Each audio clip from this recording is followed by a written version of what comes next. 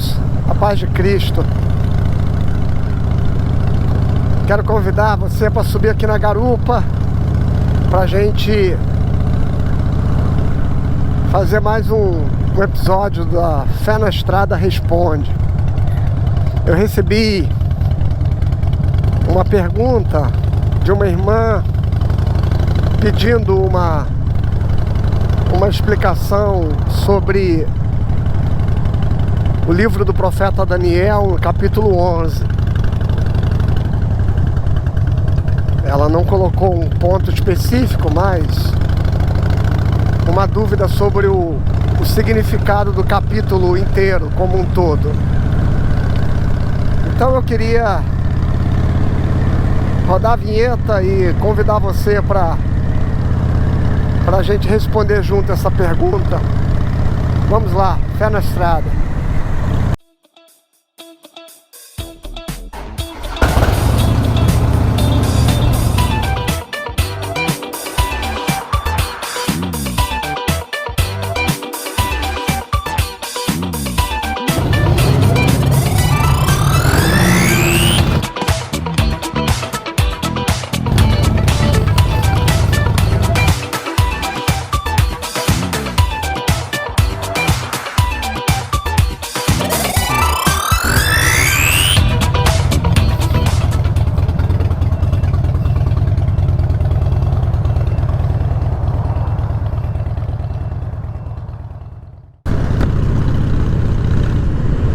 Bom, a primeira coisa que eu gostaria de falar sobre o profeta Daniel é que o livro do profeta Daniel é um livro de muitos conteúdos escatológicos, né?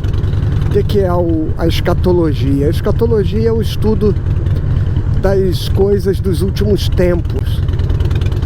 São conteúdos proféticos que apontam para as realidades vindouras. Mas a escatologia, ela pode ser lida de duas formas. Existe uma corrente teológica que normalmente olha a escatologia bíblica como uma escatologia de realização futura, e existe uma outra corrente teológica propensa a enxergar a escatologia, especialmente o Apocalipse e Daniel, que é uma literatura apocalíptica, como uma escatologia realizada ou realizando. O que significa isso? Significa que os acontecimentos proféticos do livro de Daniel, tanto quanto do Apocalipse de João no Novo Testamento, eles não se refeririam a eventos únicos a se realizarem no futuro, no fim dos tempos, mas são eventos que ou já aconteceram ou estão acontecendo e que acontecerão, de modo que uma mesma profecia pode não se referir a apenas um único evento, mas a um tipo de evento, mas a um padrão de acontecimentos.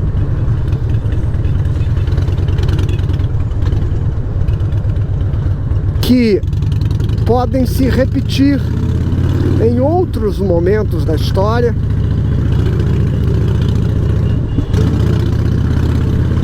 com outros personagens e em outros contextos, mas seguindo o mesmo padrão. A teologia reformada, diferentemente da teologia pentecostal ou da teologia mais fundamentalista, a partir das leituras escatológicas do fundamentalismo de Scofield, ela tem um olhar mais neste sentido de uma escatologia realizada. Eu poderia marcar aqui como dois olhares mais distintos, entre tantas correntes de escatologia que nós podemos ter, eu poderia marcar aqui o olhar reformado, que nós chamamos de amilenista ou pós-milenista, né, que são duas vertentes deste amilenismo, e as correntes pentecostais e neopentecostais, que nós chamaríamos de pré-milenistas ou pré-milenista dispensacionalista. Então, para a gente distinguir melhor, eu vou falar apenas de uma corrente amilenista e de uma corrente pré-milenista. Para o amilenismo, nós vamos ter a escatologia se realizando na história e naturalmente apontando para eventos que serão definitivos, vamos dizer assim, no fim dos tempos. Para o pré-milenismo, as profecias elas apontam basicamente para uma série de eventos que vão acontecer no futuro, concentrados basicamente a partir da figura da manifestação do anticristo, do desenrolar da grande tribulação e do arrebatamento e da volta de Cristo. O livro de Daniel, capítulo 11, e eu vou fazer citações aqui muito mais das minhas memórias, então não necessariamente eu vou estar sendo preciso em relação aos versos, porque eu não estou aqui com o roteiro que eu pesquisei para poder responder a questão, né? Então eu estou dando aqui uma resposta muito mais a partir de toda a compreensão já adquirida na minha caminhada em relação aos textos do profeta Daniel.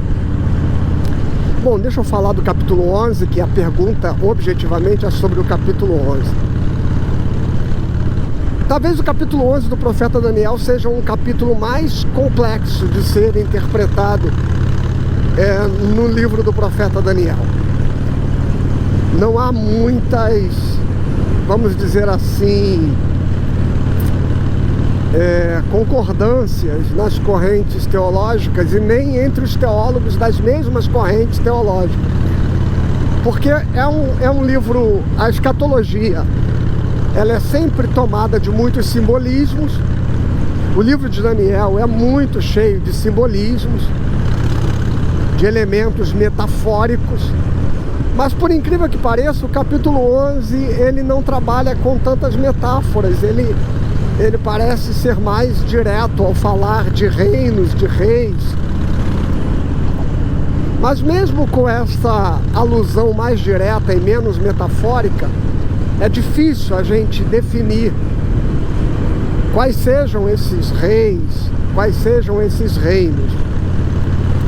Então, eu vou colocar aqui aquilo que é o olhar talvez mais comum, mesmo que não seja preciso. Vamos lá. O profeta Daniel é um profeta que normalmente o contexto das suas profecias estão perpassando os 4 grandes impérios mundiais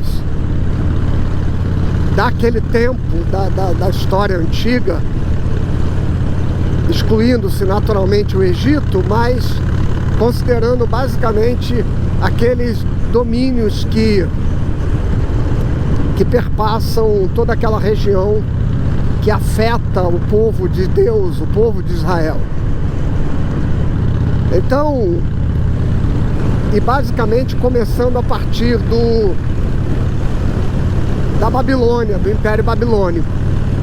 Passa da Babilônia pelo Persa e do Império Persa para o Império Grego, a dominação de Alexandre o Grande, mais precisamente. Imediatamente depois, o Império Romano, que é onde culminam todas as profecias, inclusive com o nascimento de Jesus, e todas as profecias referindo-se ao fim dos tempos vão ter basicamente Babilônia e Roma como sendo as suas referências alegóricas das profecias do livro de Daniel, tanto quanto as profecias apocalípticas. A gente vai encontrar Roma sendo citada de forma direta no Apocalipse, ou sendo citada de forma indireta, usando-se a referência de Babilônia. Mas mesmo lá no no livro de Apocalipse de João, quando nós encontramos as expressões se referindo a Babilônia, João está falando de Babilônia, mas está olhando para Roma. Era um modo meio que subversivo de você falar de Roma sem que Roma soubesse que você estava falando dela. Então você falava e citava Roma como se fosse a grande Babilônia. Os primeiros versos do capítulo 11 do profeta Daniel falam basicamente desses reinos: Babilônia, Pérsia e Grécia. Talvez, se eu não me engano, por volta do versículo 4, a gente vai estar falando ali da divisão do domínio grego em quatro reinos ali simbolizados, porque após a morte de Alexandre o Grande, os domínios gregos foram divididos por 4 generais. E é a partir disso que se desenrola todo o restante do capítulo. E esses 4 generais vão viver em contínuo conflito. E então, em dado momento, o texto vai polarizar esse conflito entre um reino que ele chama de Reino do Norte e um reino que ele chama de Reino do Sul, onde Israel está ali no meio dessa confusão e dessa disputa entre esses 2 reinos. O que seriam esses 2 reinos?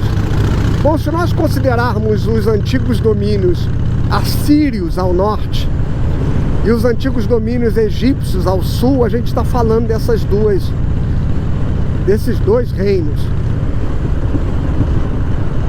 e que estão sobre dominações do antigo Império Grego, basicamente na figura de dois grupos, de 2 generais: Ptolomeu ao sul, no Egito, e Seleuco ao norte, na Assíria.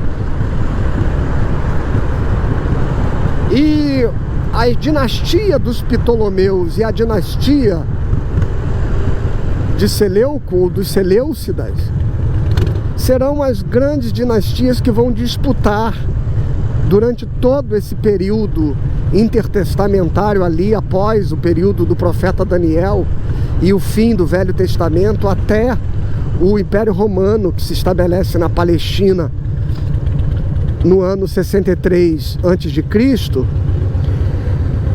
Então, do profeta Daniel, ou seja, que pega ainda o Império Grego, o final do domínio persa,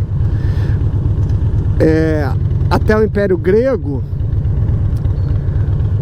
nós vamos ter ali uma disputa territorial na Palestina entre os Seleucidas e os Ptolomeus.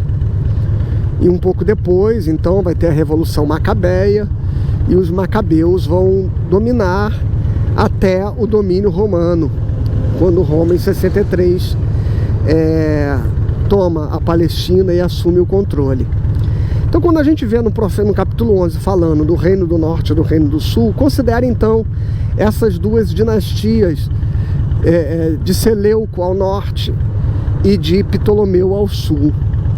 Os primeiros versículos do capítulo 11 do profeta Daniel, eles estariam se referindo aos reis após o Império Babilônico, então Dario, Ciro, e chegariam até o rei Xerxes, o grande Xerxes da Pérsia, que a gente encontra, por exemplo, na Bíblia, sendo citado sob o nome de Assuero, ali no livro de Esther. Há quase um consenso de que o Assuero do livro de Esther se refira ao grande e até mitológico rei Xerxes da Pérsia.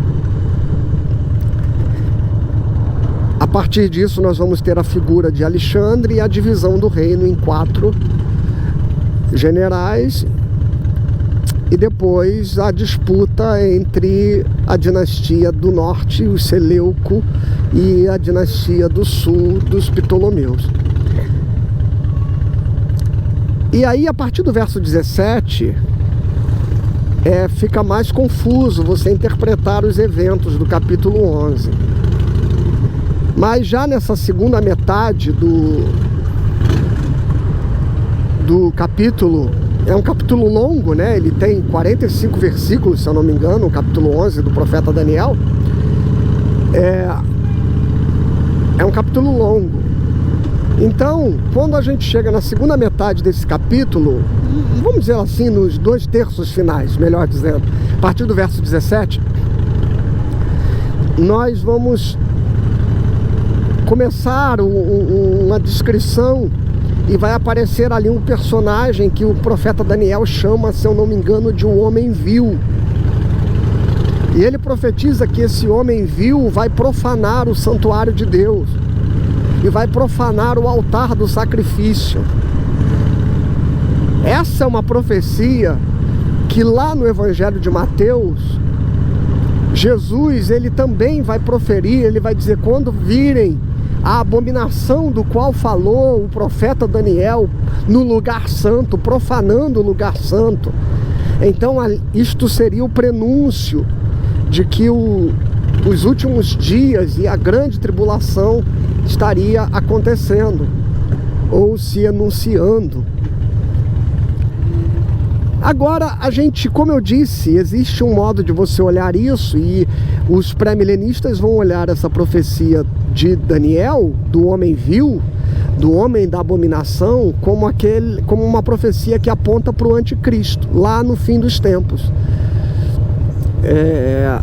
E que seria a última semana da história da humanidade, a última semana de anos, que segundo os pré-milenistas se tratariam de 3 anos e meio de um grande domínio de paz do anticristo, e depois ele mostraria a sua verdadeira face, e teríamos os 3 anos e meio da última semana de anos, que seria a grande tribulação. Isso no olhar pré-milenista. Então, para o pré-milenista, este homem vil do capítulo 11 de Daniel se refere ao anticristo lá do fim dos tempos. Para o amilenista e os teólogos reformados, de um modo geral, como eu disse, que tem um olhar um pouco de uma escatologia que não se refere a eventos exclusivos, únicos no fim dos tempos, mas a eventos que seguem um padrão recorrente na história e que vão culminar, sim, com um evento final de um indivíduo que nós conhecemos na Bíblia como o anticristo, mas que as profecias elas antecipam movimentos deste anti-reino ou deste anticristo ao longo da história. O apóstolo João, por exemplo, na sua epístola diz que sabemos que o anticristo vai se manifestar, mas muitos anticristos já estão manifestos. Ou seja, então a escatologia bíblica parece dizer que para cada evento que vai culminar num evento final e definitivo na história, existem eventos similares, semelhantes e paralelos que antecipam como ciclos apocalípticos esses eventos do fim dos tempos. Então este homem vil, quando a gente olha ali no livro de Daniel, capítulo 11, Vai ter um momento que vai dizer que o rei do norte ofereceu ao rei do sul a sua filha em casamento para formarem uma aliança.